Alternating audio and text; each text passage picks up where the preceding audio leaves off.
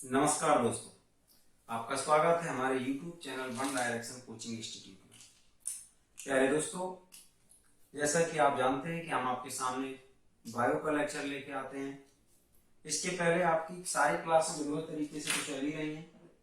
Per day 1 या 2 video upload किए जाते हैं। मैथ का, जीएस का, करंट अफेयर्स की पिछले महीने आपको पूरा 1 मंथ का पूरी करंट अफेयर्स दी गई। आज हम लेक्चर 5वां लेके आ रहे हैं बायो का आपके सामने।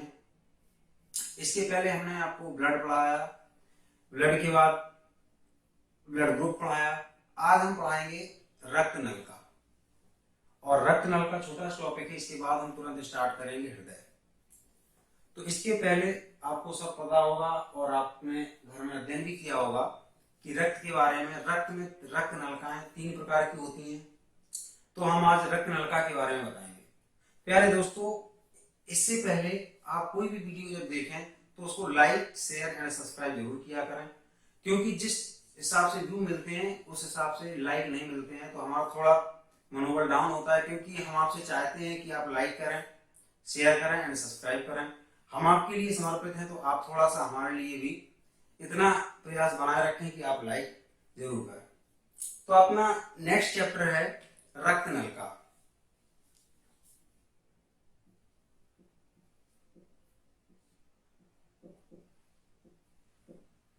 रक्त नल का, इसी को इंग्लिश में बोलेंगे ब्लड वेसल्स। ब्लड वेसल्स,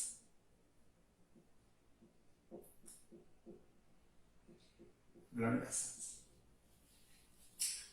पहले दोस्तों, इसकी पहले हम बता दें आपको कि रक्त नलिकाएं 3 प्रकार की होती हैं: धमनी, सिरा और केशिकाएं।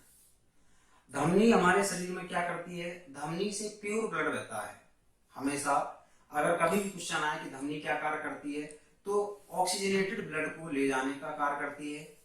सिरा जो होता है, जिसको इंग्लिश में बोलते हैं वेन, ये हमारे शरीर में अशुद्ध रक्त का परिवहन करती है, अशुद्ध रक्त को ले जाने का काम करती है, या इसी को दूसरे शब्दों में कहें डीऑक्सीजनेटेड ब्लड को ले जाने का कार्य करती है। और केशिकाएं जो होती हैं, जिसको इंग्लिश में बोलते हैं कैपिलरी, जो केशिका होती है वो धमनी और सिरा को आपस में जोड़ने का काम करती है। तो देखते हैं, हम 3 लाइन बताते हैं आपको। यहाँ पे तीनों के बारे में आपको बताएंगे: धमनी,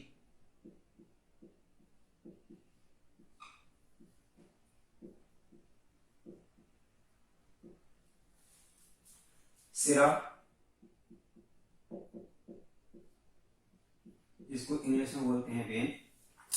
नेक्स्ट है आपका केशिका।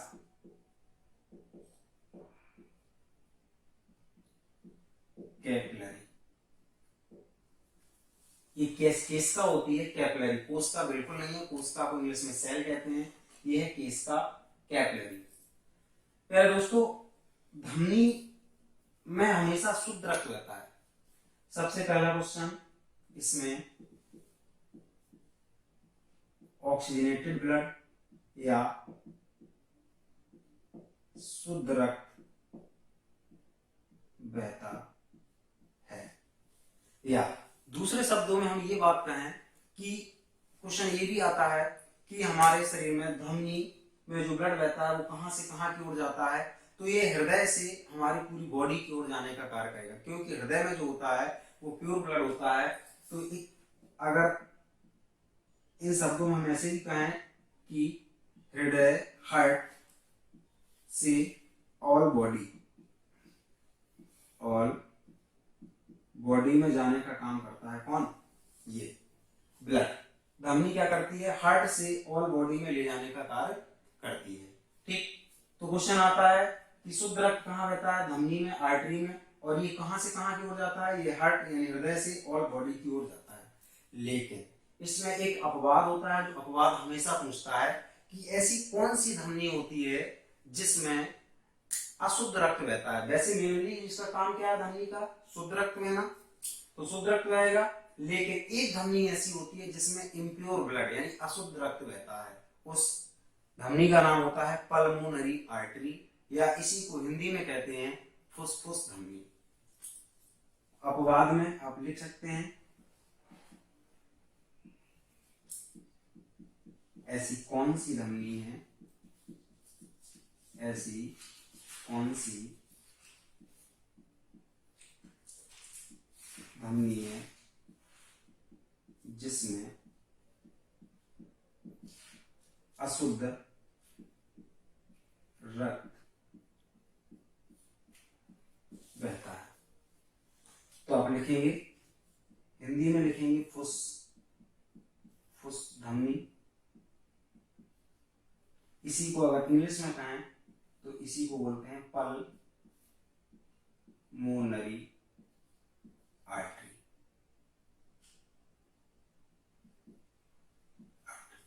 कभी कभी ऐसे भी लिख के आ गया है तुरंत पल्मोनरी धमनी, ऐसे भी लिख के आया। ठीक, तो ये दो क्वेश्चन जो आपको इंपॉर्टेंट है कि धमनी में हमेशा शुद्ध रक्त बहता है, रक्त का परिसंचरण हृदय से और बॉडी की तरफ होता है। एक अपवाद स्वरूप बात है, ऐसी कौन सी धमनी है जिसमें अशुद्ध रक्त बहता है, वो होती है फुसफुस धमनी या पल्मोनरी आर्टरी। नेक्स्ट इसके बाद क्वेश्चन होता है कि सबसे बड़ी धमनी कौन सी होती है, तो सबसे बड़ी धमनी होती है अरोटा धमनी। ठीक, हम यहीं पे लिख दें कि सबसे बड़ी धमनी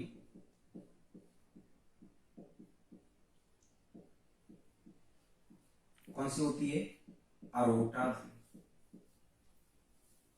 ठीक, कौन सी, अरोटा धमनी। इसके बाद नेक्स्ट आते हैं हम सिरा, वेन। सिरा क्या करता है, सिरा में हमेशा अशुद्ध रक्त बहता है। इसमें भी क्या है, इसमें अशुद्ध रक्त बहता है। ठीक, लेकिन इसमें होता क्या है, इसमें जो हमारा ब्लड का परिसंचरण होता है या ब्लड का जो ले जाना होता है वो ऑल बॉडी से कहां की ओर जाता है, हार्ट। क्यों, क्योंकि जो इसी में बोलते हैं अशुद्ध रक्त का मतलब होता है CO2 ब्लड वाला। कौन सा ब्लड, डीऑक्सीजनेटेड ब्लड। कौन सा, डीऑक्सीजनेटेड ब्लड या अशुद्ध रक्त, इसी को हम कहेंगे अशुद्ध रक्त। ये बताइए कि अगर जैसे हम घर से निकलते हैं, तो जब हम घर से निकलते हैं साफ सुथरे निकलते हैं, लेकिन मार्केट में जाने के बाद अगर हम फिर बाद में आते हैं तो हमारा चेहरा का वैसा ही रहता है, नहीं रहता है। क्यों, क्योंकि उसमें डस्ट पार्ट आ जाते हैं और हम चेहरे को क्या करते हैं, धुलते हैं। धुलने के बाद फिर हम कैसे होते हैं, फ्रेशनेस महसूस करते हैं। इसी प्रकार से जब ये ब्लड हमारे शरीर में पूरी बॉडी में जाएगा तो अशुद्धियां उसमें अपने आप मिल जाएंगी। जब अशुद्धियां मिल जाएंगी तो ये फिर कहां जाएगा, ये जाएगा हार्ट की। इसी वजह से अशुद्ध रक्त कहां, और बॉडी से कहां ओर जाता है, हृदय की ओर। ठीक, लेकिन एक अपवाद इसमें भी होता है, एक अपवाद इसमें भी होता है। क्या है अपवाद, बताइए। ऐसा कौन सा सिरा है जिसमें शुद्ध रक्त बहता है, तो देखो ऐसा कौन सा सिरा है जिसमें शुद्ध रक्त बहता है। आंसर है आपका फुसफुस सिरा, फुसफुस सिरा, या इसी को कहेंगे पल्मोनरी वेन, पल्मोनरी वेन। ठीक, या पल्मोनरी सिरा, कुछ भी कहेंगे। ये इंपॉर्टेंट क्वेश्चन है, कई बार क्वेश्चन आया है। बताइए ऐसा कौन सा सिरा है जिसमें अशुद्ध रक्त बहता है, वो है फुसफुस। अभी हम इसके तुरंत बाद ही आपका चैप्टर स्टार्ट करेंगे हार्ट। ये चीजें सब अपवाद वाला जो फैक्टर है वो हम सब आप हृदय वाले चैप्टर में आपको बताएंगे कि ये अपवाद है, ये कहां से कैसे ब्लड जा रहा है, किस जगह पे हमारा ये फुसफुस धमनी काम कर रही है, वो किस जगह पे काम कर रहा है आपका फुसफुस सिरा। ये हम सब अभी डिटेल में बताएंगे। हमने जो भी चैप्टर पढ़ाए हैं आपको, वो चैप्टर किसी न किसी से एक दूसरे से लिंकअप है। अगर हमने ब्लड स्टार्ट किया है तो ब्लड स्टार्ट करने का कुछ ना कुछ रीजन है। ठीक, क्योंकि हमारे शरीर में सबसे पहले ब्लड का ही काम है। ब्लड के पहले हम भाई हमारे जीने के लिए क्या है, सबसे पहले जरूरी क्या होता है, ऑक्सीजन। ऑक्सीजन नहीं मिलेगी तो हम बिल्कुल भी नहीं रह पाएंगे। और ऑक्सीजन का परिवहन करता कौन है, आरबीसी, आरबीसी है क्या, रेड ब्लड सेल, और ये किस में होती है, रक्त में होती है। इसी वजह से हमने पढ़ाया क्या, सबसे पहले रक्त, रक्त के बाद तुरंत रक्त नल का ब्लड ग्रुप, और इसके बाद हार्ट। हार्ट का मेनली क्या काम होता है, शुद्ध रक्त कहाँ है, अशुद्ध रक्त कहाँ बहता है, ये सारी चीजें हम आज पढ़ने वाले हैं। इसके तुरंत बाद हम नया चैप्टर जब स्टार्ट करेंगे तो करेंगे डाइजेस्टिव सिस्टम, पाचन तंत्र, क्योंकि लोग जब खाते हैं तभी तो एनर्जी आती है। ठीक, तो हमारे जो भी चैप्टर है वो सब एक दूसरे से जुड़े हुए हैं, एक दूसरे से ज्वाइंड अप है। ठीक, तो यहां तक की बात क्लियर हो गई। इसके बाद अगर हम ये कहें कि सबसे बड़ा सिरा कौन सा होता है, तो यहां पे आप लिख सकते हैं सबसे बड़ा सिरा superior vena cava, superior vena cava. ठीक, क्वेश्चन हो सकता है कभी पूछ ले कि सबसे बड़ी धमनी कौन सी है, अरोटा धमनी। सबसे बड़ा सिरा कौन है, सुपीरियर वेना कावा। इसके बाद कैपिलरी, कैपिलरी क्या करता है, धमनी और सिरा को आपस में जोड़ने का काम करता है। तो इसमें यही लिख लें हम कि इसका क्या करती है, धमनी और सिरा को आपस में जोड़ने का काम करती है। ठीक, ये हो गई आपकी रक्त नलिकाएं। इसको आप नोट कर सकते हैं या तो स्क्रीनशॉट ले सकते हैं, आप स्क्रीनशॉट ले लो या नोट कर लो। इसके बाद हम नेक्स्ट चैप्टर आपको पढ़ाएंगे हृदय, हार्ट।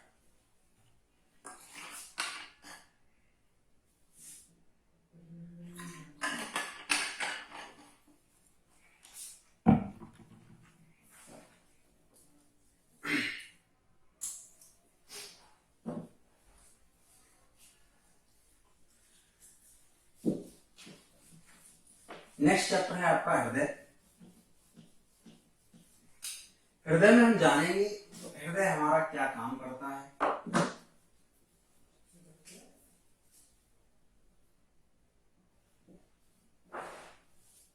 हृदय,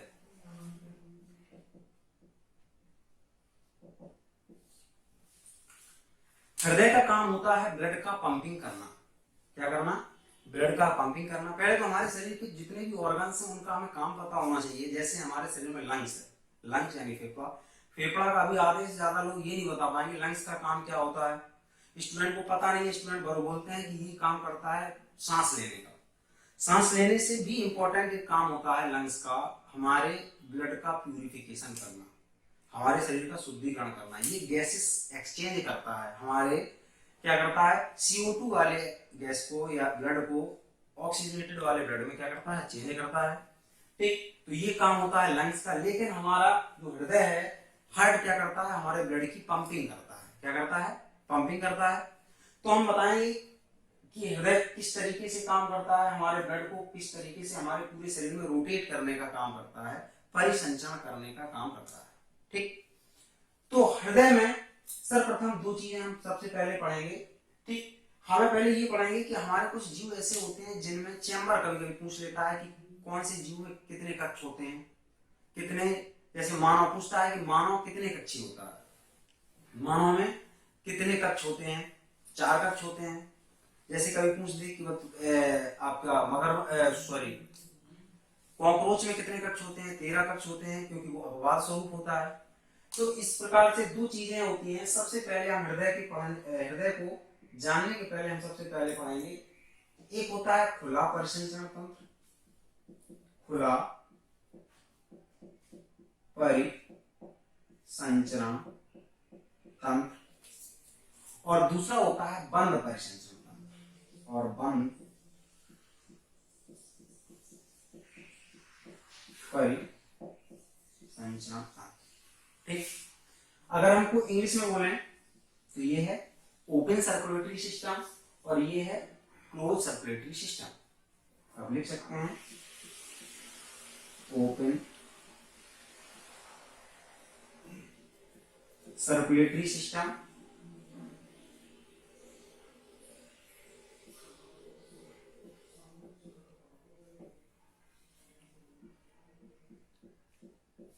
दूसरा है क्लोज सर्कुलेटरी सिस्टम।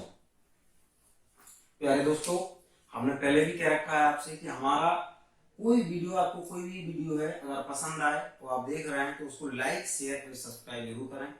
और कोई भी वीडियो देख रहे हैं उसी वीडियो के नीचे डिस्क्रिप्शन बॉक्स में सारी क्लासें डली रहती हैं, आप उसको देख करके और भी वीडियो से लिंकअप जो भी वीडियो है आप उसके पहले देख सकते हैं। जैसे हमने सबसे पहले ब्लड से पढ़ाना स्टार्ट किया था तो आप ब्लड को देख सकते हैं, ब्लड ग्रुप को देख सकते हैं। नेक्स्ट अभी ये 5वां लेक्चर है आपके सामने। तो खुला परिसंचरण, ओपन सर्कुलेटरी सिस्टम, बंद परिसंचरण, ये ठीक। अब ये खुला परिसंचरण तंत्र क्या होता है और बंद परिसंचरण तंत्र क्या होता है? हमारे शरीर में कौन सा परिसंचरण होता है? बंद परिसंचरण तंत्र, ठीक। तो जिनकी बॉडी में धमनी, सिरा एवं केशिकाएं पाई जाती हैं, जो अभी हम पढ़ा चुके हैं आपको, जिनमें धमनी, सिरा एवं केशिकाएं पाई जाती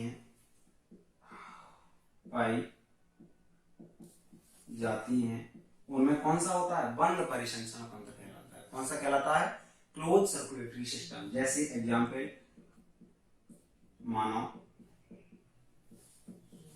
स्तनपायी यानी मैमल्स, और बर्ड यानी पक्षी, ठीक।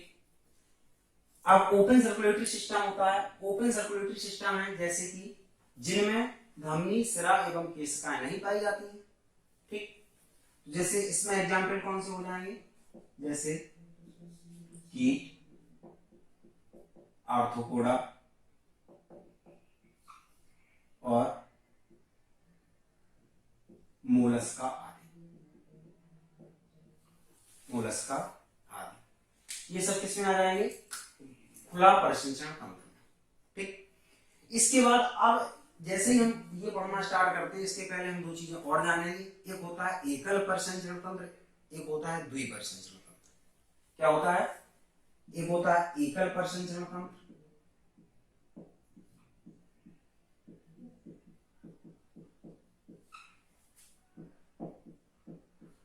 एक होता है द्विपरिसंचरण तंत्र। द्विपरिसंचरण तंत्र, ठीक। इसको भी हम जानेंगे। एकल परिसंचरण तंत्र का मतलब होता है कि हम जिनमें ऐसा हृदय जिसमें या तो एक कक्ष हो, या तो दो कक्ष हो, या तीन कक्ष हो, ठीक। क्यों? क्योंकि डबल सर्कुलेटरी सिस्टम में 4 कक्षों का होना बहुत अनिवार्य है। जब तक हमारे शरीर में 4 कक्ष नहीं होंगे इस टाइप से, तो ये हमारा ब्लड इस टाइप से आता है, इस टाइप से हमारा ब्लड यहां से आएगा, क्योंकि यहाँ पे कौन सा होता है? CO2 ब्लड होता है।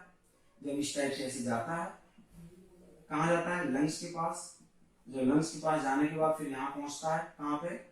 इस वाले, तो ये कौन सा? ऑक्सीजनेटेड ब्लड हो जाता है। तो बेटा इस टाइप से देखो, इस चैम्बर से इस चैम्बर में आया, आने के बाद फिर कहाँ गया? इधर गया, और इधर के बाद फिर हमारे पूरी बॉडी में यहाँ से जाने का काम करता है। कहाँ जाता है? यहाँ से पूरी ऑल बॉडी में जा रहा है। तो ये यहाँ से ऐसे आया और इस ऐसे होते हुए कहाँ? दूसरे चैम्बर से हमारे ऑल बॉडी में चला गया। तो यही हमारा क्या कहलाता है? द्विपरिसंचरण तंत्र, ठीक। अब एकल परिसंचरण तंत्र में सपोज हमने ये बनाया आपके सामने, क्या बनाया? ये, ठीक। अगर हमने इस चैम्बर को एक को बंद कर दिया, ये अगर हमने इसमें 3 ही चैम्बर रखे, सपोज दैट हमने ये वाला चैम्बर रखा, ठीक। अब 3 चैम्बर है इसमें, तो बेटा इस टाइप से अगर ब्लड ऐसे आएगा और आने के बाद कहाँ जाएगा? कहीं जा पा रहा? क्या कहीं नहीं जा पा रहा, रोटेट नहीं हो पा रहा। तो इसी को बोलते हैं एकल परिसंचरण तंत्र, ठीक। अगर हम दूसरा भी खत्म कर दें यहाँ से, अगर जिसमें 2 ही कक्ष है केवल, तब भी उसमें क्या? एकल परिसंचरण। एकल ही तो परिसंचरण हो रहा है, वही आनंद भी है, वही निलय भी है, वहीं ऑक्सीडेटेड है, वही डीऑक्सीडेटेड भी है, वहीं पे अशुद्ध भी मिल रहा है, वहीं पे शुद्ध भी मिल रहा है, ठीक। तो ये होता है एकल परिसंचरण तंत्र। सीधे आप छोटे शब्दों में आप समझिए कि जिनमें 4 कक्ष होते हैं उनमें होता है डबल सर्कुलेटरी सिस्टम, और जिसमें 1, 2 या 3 कक्ष होते हैं उनमें होता है एकल परिसंचरण तंत्र, ठीक। अब जैसे कि हम बता दें, क्वेश्चन पूछता है, इसी वजह से हम ये आपको बता रहे हैं एकल परिसंचरण तंत्र और द्विपरिसंचरण। पूछता है, बताइए मछली में कितने चैम्बर होते हैं? मछली में कितने चैम्बर होते हैं? तो 2 कक्ष होते हैं, ठीक। इसके बाद हम कहें उभयचर। उभयचर बोले तो जो जल में भी रहता है और थल में भी रहता है, जैसे मेढक। उभयचर का मतलब क्या है? जो जल में रह रहा है और थल में रह रहा है, दोनों जगह। तो इसमें कितने कक्ष होते हैं? इसमें होते हैं 3 कक्ष। क्वेश्चन सीधे सीधे पूछ लेता है, बताइए मछली में कितने कक्ष होते हैं? मछली के हृदय में कितने कक्ष होते हैं? 2 कक्ष होते हैं। उभयचर में कितने कक्ष होते हैं? 3 कक्ष होते हैं। नेक्स्ट इसके बाद आता है सरीसृप। इसके बाद आता है सरीसृप। और सरीसृप मीन्स होता है रेंगने वाले। ठीक, जो रेंगने वाले हैं उनमें भी कितने कक्ष पाए जाते हैं? उनमें भी 3 कक्ष पाए जाते हैं। ठीक, यहां तक की बात अपनी खत्म हो गई। इसके बाद होता है डबल सर्कुलेटरी सिस्टम, या इसी को कहते हैं द्विपरिसंचरण तंत्र। ठीक, द्विपरिसंचरण में आपका आता है मानव, क्योंकि ये 4 कक्षीय होता है, स्तनपायी। एक बहुत इंपॉर्टेंट चीज यहाँ पर छूट गई है, अपवाद एक होता है क्या, कि कॉकरोच में 13 कक्ष पाए जाते हैं। कई बार क्वेश्चन आया है, कितने कक्ष पाए जाते हैं? 13 कक्ष पाए जाते हैं। अपवाद स्वरूप ये बात है। ठीक, मानव, स्तनपायी और पक्षी, इनमें क्या होता है? डबल सर्कुलेटरी सिस्टम होता है। ठीक, यहां तक की बात अभी नोट कर लो। अगर कोई भी प्रॉब्लम हुआ करे, कहीं कोई चीज समझ में नहीं आ रही है, तो आप डिस्क्रिप्शन बॉक्स में उसमें कमेंट करके आप बता सकते हैं उसमें कि सर ये चीज हमें नहीं आ रही, तो हम दूसरी क्लास में आपका रिपीट भी कर सकते हैं। कोई भी पॉइंट किसी भी वीडियो में अगर कोई चीज समझ में नहीं आ रही, या कोई चैप्टर आपको पहले पढ़ना है, ठीक, तो आप बिल्कुल बता सकते हैं कमेंट बॉक्स में कि सर हमको ये चैप्टर पढ़ाइए, ये अभी स्किप कर दो, तो हम बिल्कुल भी आपके अकॉर्डिंग ही काम करेंगे। ठीक, आप इसको नोट कर लो। इसके बाद हम नेक्स्ट आपको पढ़ाते हैं। अब हम बताते हैं हृदय, मानव का हृदय। हमको किस पे फोकस करना है? क्वेश्चन हमें फोकस करना है कि हमारा क्वेश्चन कहां से आता है। ठीक, तो सबसे पहले हमने आपको बता दिया ओपन सर्कुलेटरी सिस्टम के बारे में, क्या होता है ओपन सर्कुलेटरी सिस्टम। इसके बाद हमने बताया क्लोज सर्कुलेटरी सिस्टम क्या होता है, किन में होता है, किन में नहीं होता है, एकल परिसंचरण तंत्र और द्विपरिसंचरण तंत्र। इसके बारे में हमने डिटेल में बता दिया, क्योंकि यहाँ से क्वेश्चन आता है, इस वजह से हमने आपको बताया। ठीक, ऐसा कौन सा कोई भी पॉइंट नहीं छूटेगा जिससे क्वेश्चन आए और हम आपको डिटेल में ना बताएं। तो हमने बताया मछली, उभयचर और सरीसृप, मानव, स्तनपायी और पक्षी में द्विपरिसंचरण तंत्र होता है। अब हमको फोकस करना है मानव के हृदय पर। किस पे? मानव के हृदय पर। ठीक, इसको नोट करो।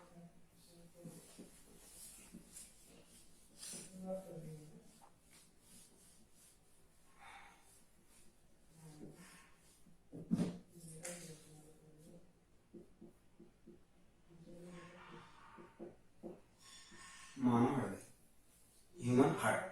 ठीक,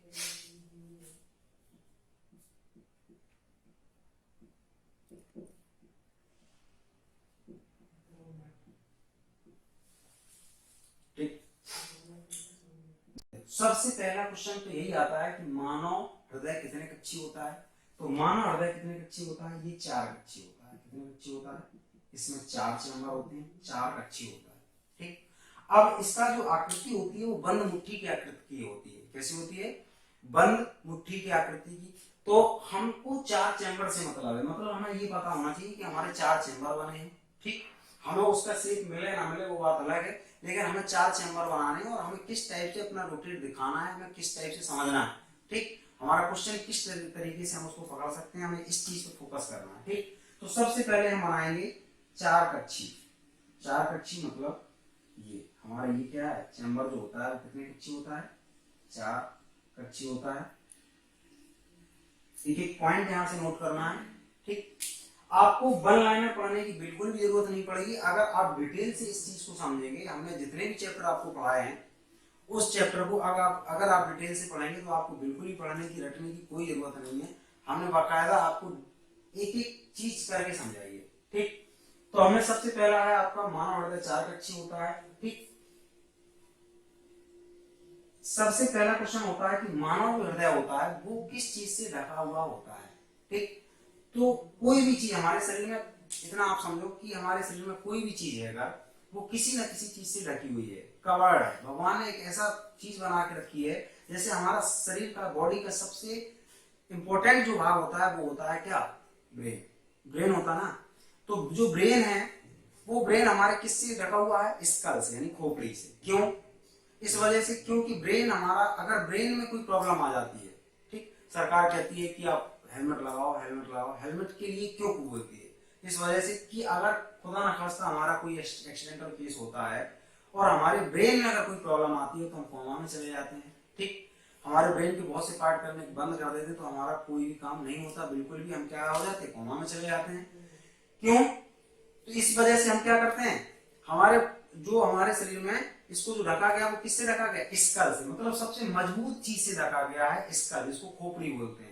कि अगर थोड़ा बहुत यहाँ से धक्का मुक्की हो भी जाए तब भी हमारे ब्रेन तक कोई आहट ना मिले या उसमें कोई प्रॉब्लम ना आए। इसी वजह से कोई भी चीज अगर हमारे, जैसे आंख की हम बात करेंगे, आपको हम आंख पढ़ाएंगे जब, ठीक, काफी दूर का चैप्टर है लेकिन हम बता दें कि उसमें भी एक लिक्विड होता है। क्यों? क्योंकि हमारे शरीर में, हमारे जो आंख में क्या करती है, वो घुमाने का काम करता है, वो जेल होता है। तो इसी टाइप से सारी चीजें कवर्ड होती हैं। ठीक, किसी भी चीज को ले लो तो हमारा जो हृदय होता है वो सबसे पहले कवर्ड होता है। वो किस चीज से कवर्ड होता है? क्वेश्चन आता है कि हमारा हृदय किससे कवर्ड होता है? तो ये जो मेम्ब्रेन होती है, ये जो इसको जो मेम्ब्रेन बोलते हैं, कौन सी मेम्ब्रेन होती है? इसका नाम होता है पेरी कार्डियल मेम्ब्रेन। Pericardial membrane. ठीक, पहला क्वेश्चन, मानव हृदय कितने कक्षी होता है? 4 कक्षी होता है। मानव का हृदय किस चीज से ढका हुआ होता है? पेरिकार्डियल मेम्ब्रेन से। ठीक, इसके बाद इसके बीच में एक द्रव भरा रहता है। क्या? एक लिक्विड भरा रहता है और इस लिक्विड का नाम होता है पेरिकार्डियल फ्लूइड। क्या होता है? Pericardial fluid. ठीक, क्वेश्चन पूछ देगा, हो सकता है पूछ ले कि बताइए हृदय में या पेरिकार्डियल मेम्ब्रेन और हृदय के बीच भरा जाने वाला द्रव कौन सा है? कौन सा द्रव होता है? पेरिकार्डियल फ्लूइड होता है। ठीक, इसके बाद जो इंपॉर्टेंट चीज है, ये इसका ऊपर वाला जो पोर्शन होता है चैम्बर, इनको कहते हैं आलिंग। क्या कहते हैं? आलिंग। और नीचे वाला जो होता है उसको बोलते हैं मेलाई। इसको बोलते हैं इंग्लिश में ऑरिकल्स और इसको बोलते हैं वेंट्रिकल।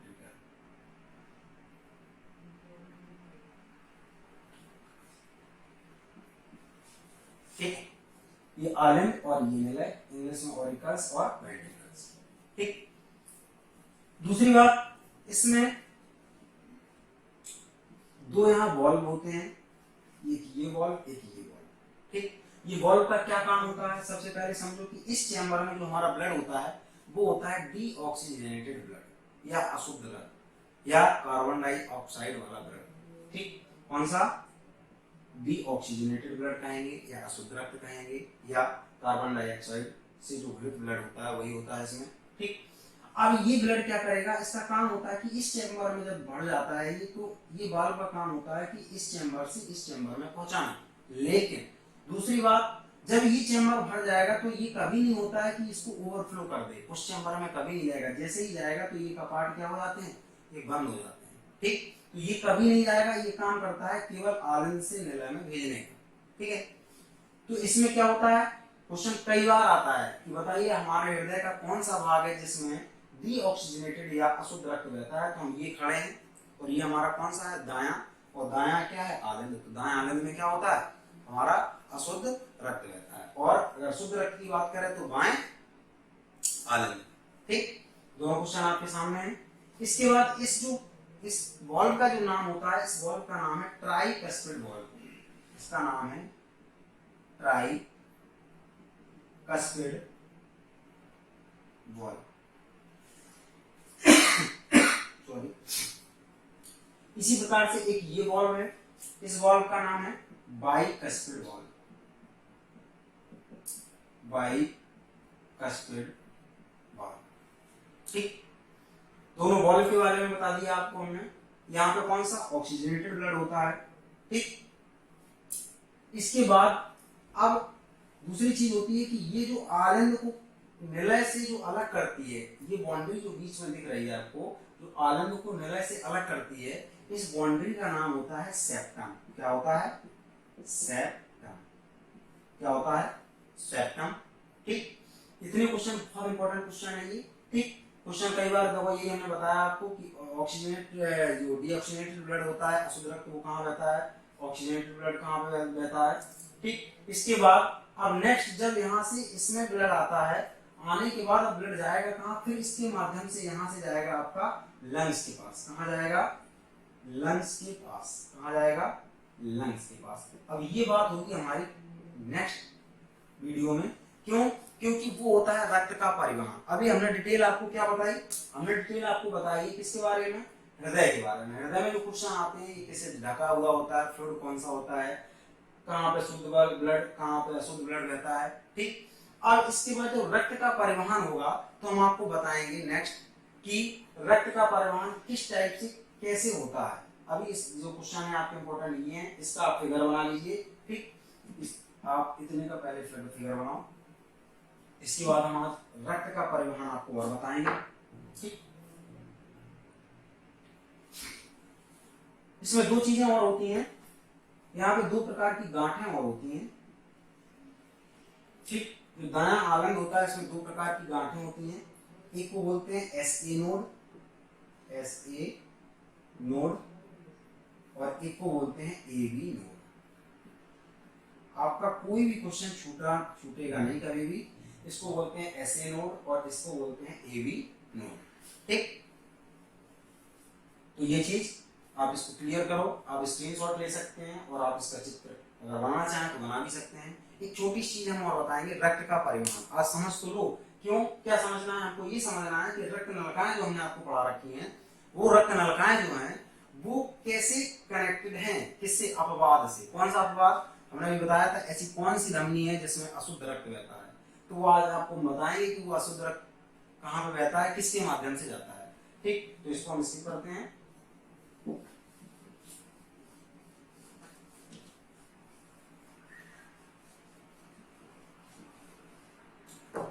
तो देखो रक्त का परिवहन, रक्त का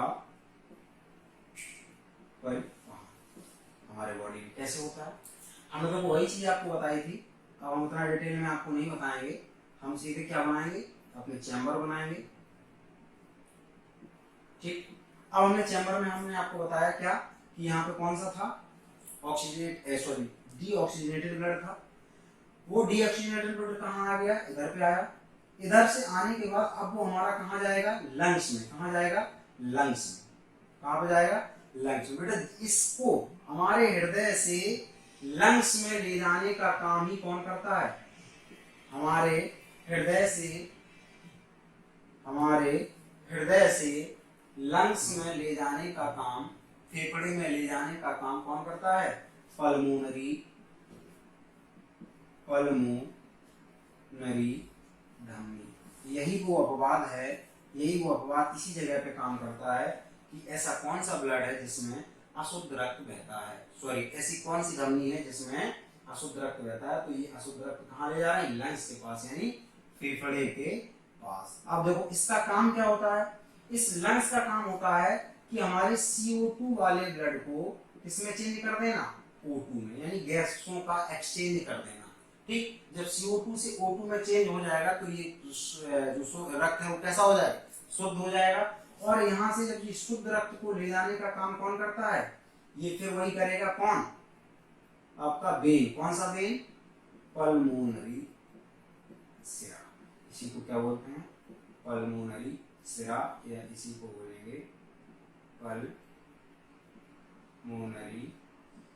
वेन। ठीक, क्योंकि यहाँ पे ये क्या ले जा रहा है, ऑक्सीजन। ये दो अपवाद यहाँ से निकल के आते हैं और ये ऑक्सीजनेटेड ब्लड कहाँ पहुंच गया, इधर पहुंच गया। इसके बाद इस चैम्बर से इस चैम्बर में जाएगा और यहीं पे होती है हमारी अरोटा धमनी। क्या होती है, अरोटा धमनी। और उसी के माध्यम से ये पूरे शरीर में यानी ऑल बॉडी में जाने का काम करती है। क्या करती है, ऑल बॉडी में जाने का काम करती है। इसी का दूसरा नाम है, अभी हमने लिखाया था आपको, फुसफुस सिरा भी कह सकते हैं आप, या इसको बोलते हैं फुसफुस धमनी।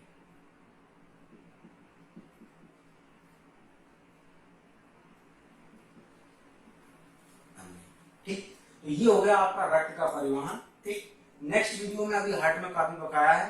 तो हम आपको बताएंगे ऐसे नोड क्या करता है, एबी नोड क्या करता है। ठीक, इसके बाद हमारा जो भी इंपॉर्टेंट है, हमारा रक्तदाब कितना होता है, हमारी हार्ट बीट कितनी होती है, ठीक है, सिस्टोल क्या है, डायस्टोल क्या है, ये सारी चीजें। मतलब अभी आपका एक वीडियो और बचा है जो हार्ट के बारे में हम बताएंगे। आज हमने जो आपको पढ़ाया है वो बहुत अच्छे से आप उसको देखें, पढ़ें और सारे वीडियो आप देखें। अगर आपको वीडियो पसंद आए तो इसको लाइक, शेयर एंड सब्सक्राइब जरूर करें, क्योंकि हम आपके साथ समर्पित भाव से हैं। तो आप इतना आपका फर्ज बनता है कि आप हमारे वीडियो को लाइक जरूर करें और शेयर सब्सक्राइब जरूर करें।